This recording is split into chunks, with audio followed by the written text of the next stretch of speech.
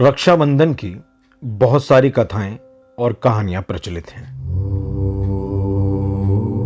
इनमें से कुछ पौराणिक, कुछ ऐतिहासिक कथाएं प्रचलित हैं, लेकिन मैं आज आपको इसमें जो रक्षाबंधन की प्रमुख दो कहानियां हैं वो मैं आज आपको सुनाने वाला हूं।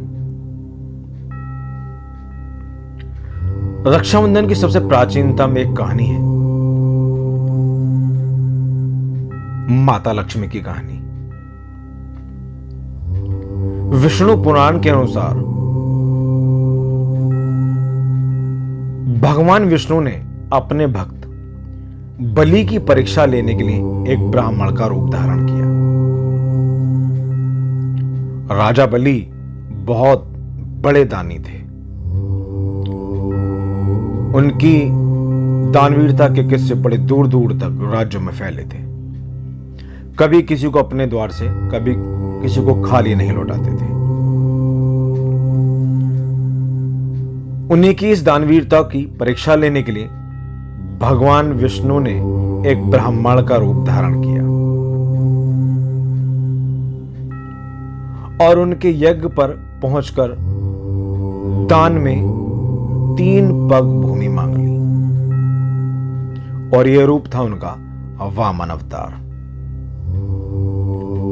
वामन अवतार का रूप उन्होंने धारण किया और राजा बलि के सामने गए और ब्राह्मण के रूप में उन्होंने राजा बलि से 3 पग भूमि मांगी। राजा बलि बड़े दानी, 3 पग भूमि मांगी थी।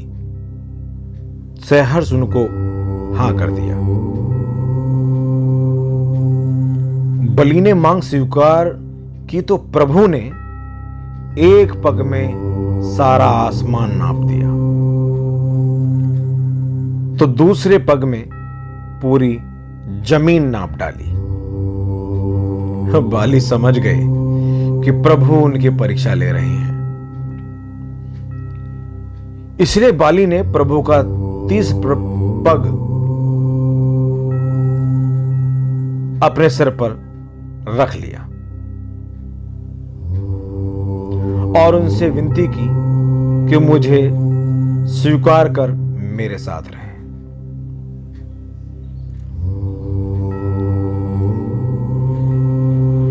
राजा बलि ने 3 पग भूमि उनको दी, जिसमें 1 पग में उन्होंने सारा आसमान, दूसरे में सारी जमीन और तीसरे पग में वो पग अपने सर पर रखा लिया।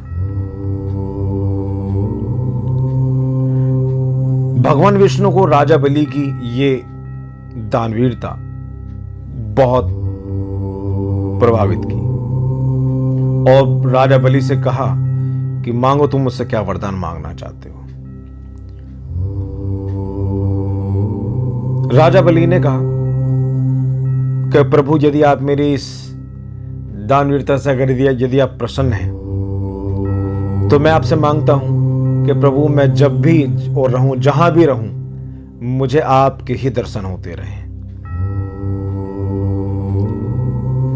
भगवान विष्णु ने राजा बलि को रहने के लिए पाताल लोक दे दिया और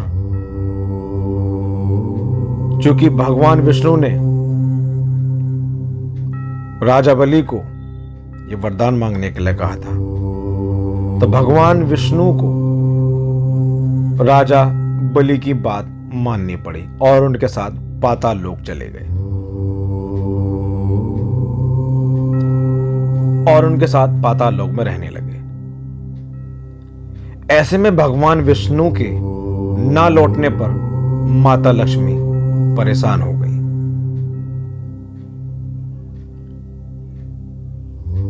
उन्होंने गरीब महिला का रूप धारण किया और राजा बलि के पास पहुंच गई और उनसे कहा कि राजा बलि,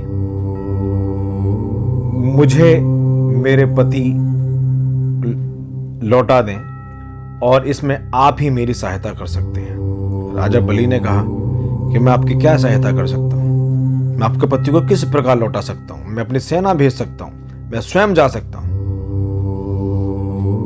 माता लक्ष्मी ने कहा, नहीं, मेरे पति तुम्हारे पास ही हैं और स्वयं तुम ही उनको मुझे वापस दिला सकते हो। राजा बलि ने माता लक्ष्मी से उनके पति को लौटाने के लिए हां कर दिया और माता लक्ष्मी ने राजा बलि के हाथ में राखी बांध दी और राजा बलि को भगवान विष्णु को माता लक्ष्मी को लौटाना पड़ा। क्योंकि राजा बलि ने माता से मनचाहा उपहार मांगने को कहा, जिसके बदले में माता लक्ष्मी ने अपने पति भगवान श्री हरि विष्णु को वापस लौटने की मांग की। अपने वादे को पूरा करने के लिए बलि ने माता लक्ष्मी की मांग को स्वीकार कर लिया और उनको वापस लौटा दिया। विष्णु पुराण की इस कथा के अनुसार इसी दिन से रक्षाबंधन त्योहार मनाया जाता है। रक्षाबंधन त्योहार की एक और कहानी बड़ी विशेष रूप से प्रचलित है, भगवान कृष्ण और द्रौपदी की कहानी। और रक्षाबंधन का मूल इतिहास पुरातन भारत में बसता है और यह कहानी महाभारत के एक अद्वितीय किस्से से जुड़ी है, एक बहुत पुराने किस्से से जुड़ी है जिसे आपने और हमने सुना होगा। महाभारत के अनुसार एक बार सुदर्शन चक्र से चोट लग जाने के कारण भगवान कृष्ण की उंगली से खून निकलने लगा। इस बीच द्रौपदी जो पूरी घटना देख रही थी, उन्होंने खून को रोकने के लिए अपनी साड़ी का थोड़ा सा हिस्सा फाड़ा और प्रभु श्री कृष्ण की उंगली को उससे बांध दिया, जिससे उनका खून रुक गया। इससे खुश होकर प्रभु श्री कृष्ण को आवश्यकता पड़ने पर द्रौपदी की रक्षा करने का वचन दिया। भगवान कृष्ण ने द्रौपदी को वचन दिया कि यदि तुम्हें कभी मेरी आवश्यकता होगी तो मैं तुम्हारी रक्षा के लिए दौड़ा चला आऊंगा।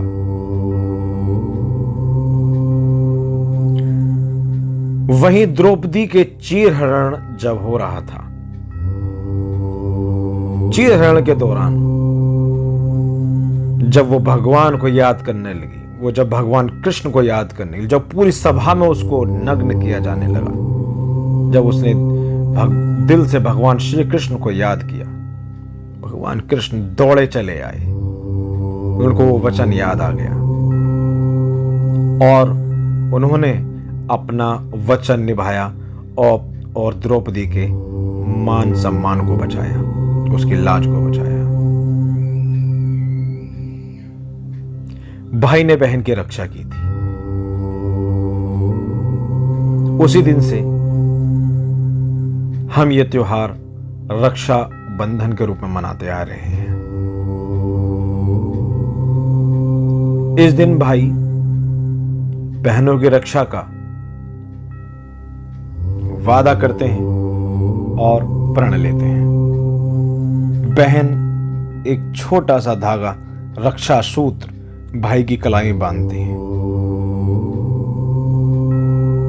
और भाई इस सूत्र को एक रक्षा सूत्र के रूप में हाथ में बांधते हैं अपने, और अपनी बहन की आजीवन रक्षा के लिए प्रण लेते हैं।